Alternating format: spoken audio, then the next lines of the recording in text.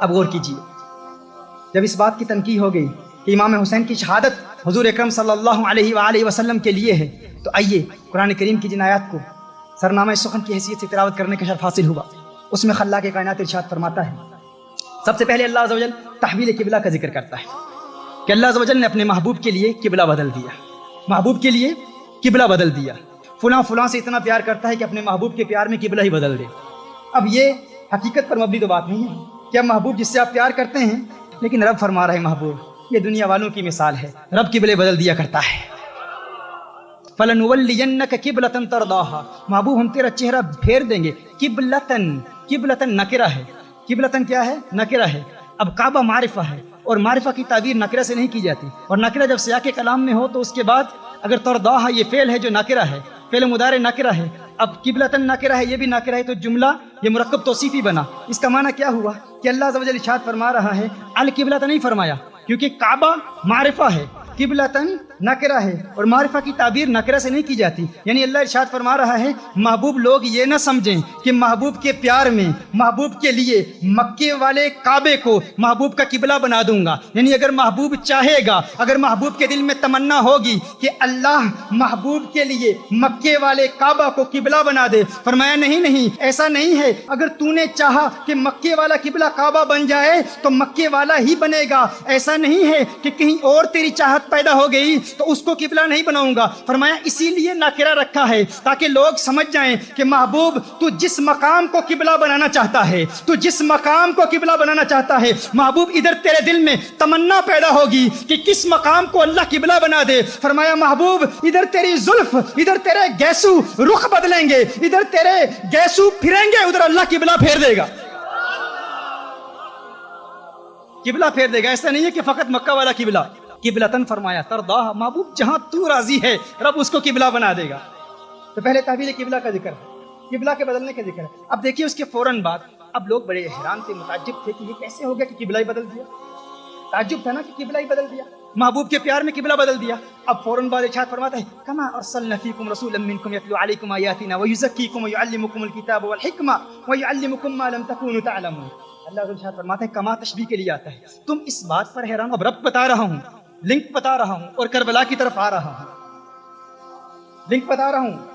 دیکھیے پہلے فرمایا تحویل قبلہ کا ذکر ہے، قبلہ کے بدلنے کا ذکر ہے، اس کے فوراً بعد کما ارسلنا محبوب دینے کا ذکر ہے کہ میں نے اپنا محبوب تمہیں دے دیا، کما ارسلنا جس طرح دیا۔ اب کما کیا ہے؟ یہ تشبیہ کے لیے آتا ہے، کما کس کے لیے آتا ہے؟ تشبیہ کے لیے، جس طرح، یعنی تم حیران ہو، تم اس بات پر حیران ہو کہ اللہ نے قبلہ بدل دیا، کس طرح بدل دیا۔ اب کما کا لنک دیکھو، کما جس طرح، تم کہتے ہو قبلہ کس طرح بدل دیا، کہا جس طرح محبوب دے دیا۔ قبلہ بدلنا بڑی بات ہے یا محبوب دینا بڑی بات ہے؟ بھائی کبھی کوئی کسی کو اپنا محبوب دیتا ہے؟ کسی سے پیار ہو جائے تو اب اپنا محبوب کسی کو دو گے؟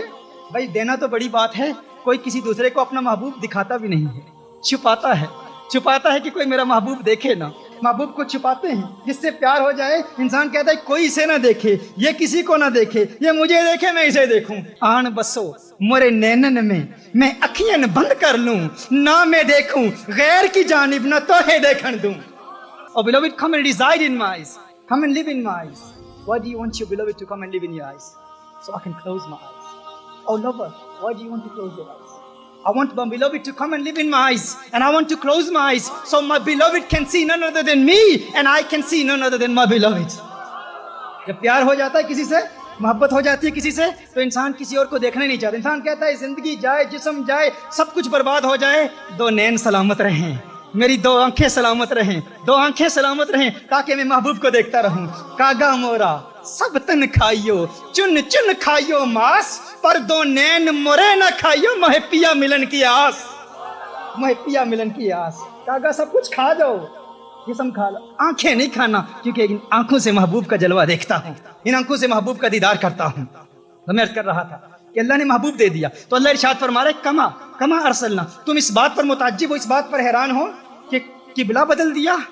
کہا نہیں، اس سے بڑی بات دیکھو، ہم نے تو اپنا محبوب دے دیا ہے۔ اب سوال ہی پیدا ہوتا ہے، اس کے فوراً بعد ذکر کا بیان آ گیا، فاذکرونی اذکرکم۔ اب ذکر کا کیا تعلق ہے؟ تو جب انسان کسی کو اپنا محبوب دیتا ہے، کوئی پیاری چیز دیتا ہے، کسی کو آپ تحفہ دیتے ہیں تو کیا کہتے ہیں؟ جا یہ تحفہ لے لے، مجھے یاد رکھنا، بھولنا نہیں، جب بھی اس تحفے کو دیکھنا مجھے یاد کر لینا۔ اللہ نے اپنا محبوب دے دیا، فاذکرونی اذکرکم واشکروا لی ولا تکفرون، میں نے تمہیں اپنا محبوب دیا ہے، مجھے یاد رکھنا، مجھے نہ بھول جانا۔ اور محبوب کی تعظیم کی صورت میں جب تو مجھے یاد کرے گا تو تیرے درجات کی بلندی کی صورت میں تیرا چرچا کروں گا، میں تیرا چرچا کروں گا۔ اب سوال پیدا ہوتا ہے کہ فوراً اس کے بعد اللہ عز و جل کیا فرماتا ہے؟ استعینوا بالصبر والصلاۃ۔ اب نماز کا ذکر کہاں سے آ گیا؟ فوراً صبر کا ذکر کہاں سے آ گیا؟ اب صبر کیا ہے؟ طلاب العلم جانتے ہیں کہ صبر یہاں ابتداءً مصیبت پر دلالت کرتا ہے۔ اب جانتے ہیں محذوف مقدر اور مقتدا کا فرق کیا ہے؟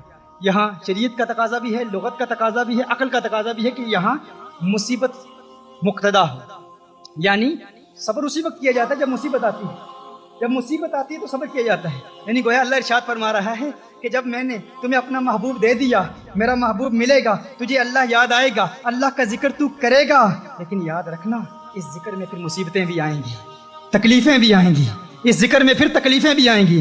فرمایا جب یہ تکلیفیں آئیں گی، مصیبتیں آئیں گی، استعینوا بالصبر والصلاۃ، پھر صبر سے مدد طلب کرنا اور نماز سے مدد طلب کرنا، صبر سے مدد حاصل کرنا اور نماز سے مدد حاصل کرنا۔